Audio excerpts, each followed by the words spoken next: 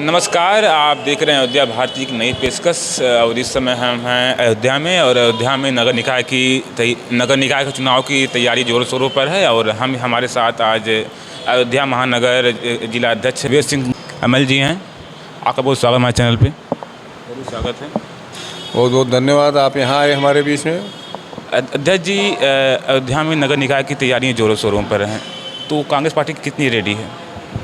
Congress party पूरी दमदारी से, पूरी ताकत के साथ इस चुनाव को लड़ रही है और हमारे सारे नेता कार्यकर्ता पूरी अपनी ताकत के साथ इसमें लगे हुए हैं। जो अयोध्या रोड का चौड़ीकरण हो रहा है, उस पर आप क्या कहना चाहेंगे? देखिए, चौड़ीकरण तो ये चलिए विकास का वो होता है कि चलिए ठीक है, लेकिन उसका जो तरीका अपनाया गया,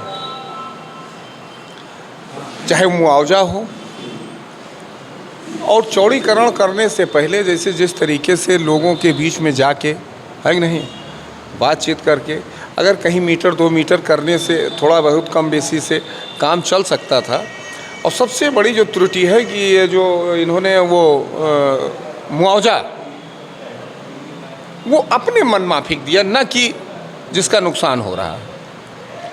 विकास का कोई विरोध नहीं करता, विकास तो होना ही चाहिए, विकास के हम विरोधी नहीं हैं, लेकिन जिनके साथ या जिनके मकान, जिनकी दुकान जा रही है, आप कहते थे कि पहले स्थापित तब स्थापित हैं, लेकिन अभी जो दुकानदार जिनकी दुकानें टूटी वो आज कहाँ हैं, उनकी रोजी रोटी कैसे चल रही है, कोई पुरसा हाल नहीं है।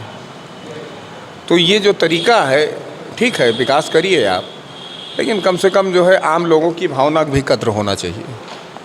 राहुल गांधी ने अपना घर 19 सालों बाद खाली कर दिया है, उस पर आप क्या कहेंगे? देखिए, जब चारों तरफ से राहुल जी पे हमला करके ज़बरदस्ती, जबकि आज पूरे देश में विपक्ष की आवाज़ राहुल गांधी है,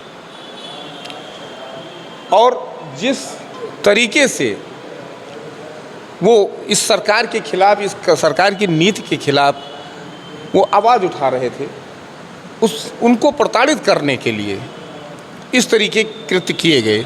तमाम सांसद ऐसे बैठे हैं जिनको मकान अलाट है, जो इसके अधिकृत नहीं हैं,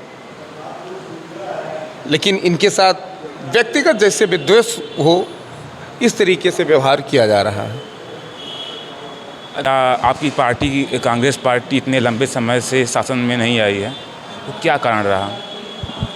देखिए, शासन में न आने का सबसे बड़ा जो कारण है कि हमारी जो कांग्रेस पार्टी वो सबको लेके चलने की बात करती है। बीच में जो दौर आए, चाहे मंडल आया हो चाहे कमंडल आया हो, उन्होंने इस तरीके से ध्रुवीकरण जाति और धर्म के आधार पर किया कि विकास और विकास की बात करना बेमाने हो गया। कांग्रेस हमेशा विकास की बात करती है। आज अगर फैजाबाद में अगर छोटा सा स्टेडियम है मकबरे पे, तो कांग्रेस पार्टी की देन है। राम की पैड़ी अगर बनी तो कांग्रेस पार्टी की देन है। इस तरीके से पुल बना, वो कांग्रेस पार्टी की देन है। यूनिवर्सिटियाँ बनी, वो कांग्रेस पार्टी की देन है। राम कथा पार्क बना, वो कांग्रेस पार्टी की देन है। आकाशवाणी हो, दूरसंचार हो, कांग्रेस पार्टी की देन है। तो कांग्रेस पार्टी हमेशा विकास की बात करती है, और लोग जाति धर्म के नाम पर बांट के अपने को बीच में लाके और लोगों को भ्रमित करके इस तरीके से आज वो अपना जाल फैलाए हैं। लेकिन उससे कांग्रेस, आज हम सत्ता में रहे न रहें, हम आम लोगों की आवाज़ हैं, आम लोगों की बात उठाएंगे। विपक्ष की जो एक जिम्मेदारी होती है, उसमें हम और हमारे ये सारे नेता सशक्त रूप से, प्रभावी रूप से काम कर रहे हैं और करते रहेंगे। आपसे एक अंतिम प्रश्न रहेगा, क्या पूरे उत्तर प्रदेश में नगर निकाय का चुनाव हो रहा है, तो क्या संदेश देंगे आप जो लोग वीडियो देख रहे हैं उनको? नहीं, देखिए, पहली चीज़ तो कांग्रेस पार्टी पूरे प्रदेश में बहुत दमदारी से निकाय चुनाव लड़ रही है, और चूँकि ये निकाय चुनाव एक स्थानीय चुनाव होता है, तो उसमें तमाम हर जगह की अलग अलग परिस्थितियाँ, अलग अलग समस्याएं, और हर जगह की, अब जैसे अपने अयोध्या है, पूरे दिखाने को तो पूरे विश्व के पटल पे दिखाया जा रहा है, लेकिन जहाँ से मैं आता हूँ, जहाँ पे मेरा जो वार्ड है, मेरा घर है, वहाँ पे अभी एक दिन पानी बरस जाए तो घुटनों तक पानी, और एक एक डेढ़ महीने तक जो है जल भराव रहता है। और अभी पिछली बार जब बरसात हुई, अब देखिए अप्रैल ख़त्म हो रहा है, अब मई आने वाले उसमें महीने बरसात शुरू हो जाएगी। आज तक जनौरा पक्का तालाब से लेकर उसके आप लोग घूमते होंगे, ये पूरा फैजाबाद जानता है कि सबसे ज़्यादा जो है जल भराव से वहाँ के लोग पीड़ित होते हैं। पिछली बार जो है इन्होंने एक कच्चा नाला खोद दिया, अभी आप जाके देख सकते हैं, अभी भी 5 फीट 6 फीट है, वो रोज़ दुर्घटना की दावत देता है।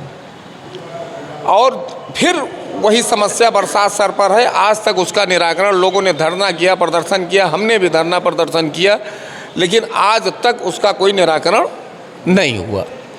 और एक तो सबसे जो दूसरी समस्या है, ये महानगर निगम बना, एक अनियंत्रित टैक्स लोगों के ऊपर, जिसकी कोई सीमा नहीं है, जिसका 2000 था उसका 20,000 हो गया। मनमाने तरीके से जिस तरीके से टैक्स थोपा गया लोगों के ऊपर, ये भी एक इनके जो है इनकी भावना को दिखाता है कि कितना ये आम जन के साथ हैं। यदि आपकी पार्टी नगर निकाय चुनाव में अयोध्या से जीतती है तो वहाँ पर जहाँ पर पानी भरता है, यहाँ पर बारिश होने में जल भराव होता है, उसके लिए क्या करेंगे आप? देखिए, ये जो नगर निगम में, इस नगर निगम क्षेत्र में जो चाहे वो नाली जल भराव की समस्या हो, ये हम तो अपने यहाँ की बता दिए जहाँ हम रहते हैं, इस तरीके से तमाम मोहल्लों में ये समस्या है, जल भराव की समस्या। और जो मैंने टैक्स की बात कही, ये सबसे महत्वपूर्ण है।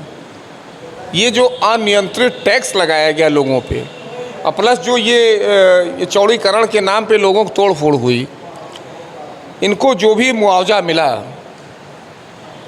इसको रिवाइज होना चाहिए। इसमें हमारा ये प्रश्न है कि अगर आपकी पार्टी जीतती है, हाँ, तो चाहे उसरू हुआ, जनौरा क्षेत्र हुआ, वहाँ पर बारिश में पानी भर जाता है, तो उसके लिए आपकी पार्टी कैसे उसका समाधान करेगी? इसको मैं पूछ रहा हूँ भैया। उसमें प्राथमिकता के आधार पर सबसे पहले जो हमारा कदम होगा, जो भी हमारा अगर मेयर है जीतता है, तो सबसे पहला हमारा काम होगा कि इस जो जल भराव होता है, इससे निजात देने पे काम किया जाए, आम लोगों को इससे मुक्ति मिले, जल भराव से और गंदगी से। इसके लिए सबसे पहले हमारा यही काम होगा। इस समस्या से निजात पाने के लिए कुछ आप लोगों ने सोचा कि नहीं सोचा है? अरे, जब हमारे हाथ में ताकत आएगी तभी तो हम कुछ कर सकते हैं। ना हमारी केंद्र में सरकार है, ना हमारी प्रदेश में सरकार है, ना हमारा विधायक है, ना हमारा सांसद है। हमारे पास कोई ताकत आनी चाहिए। अगर हमारे पास ताकत आएगी तो हमने करके दिखाया है और करके दिखाएंगे।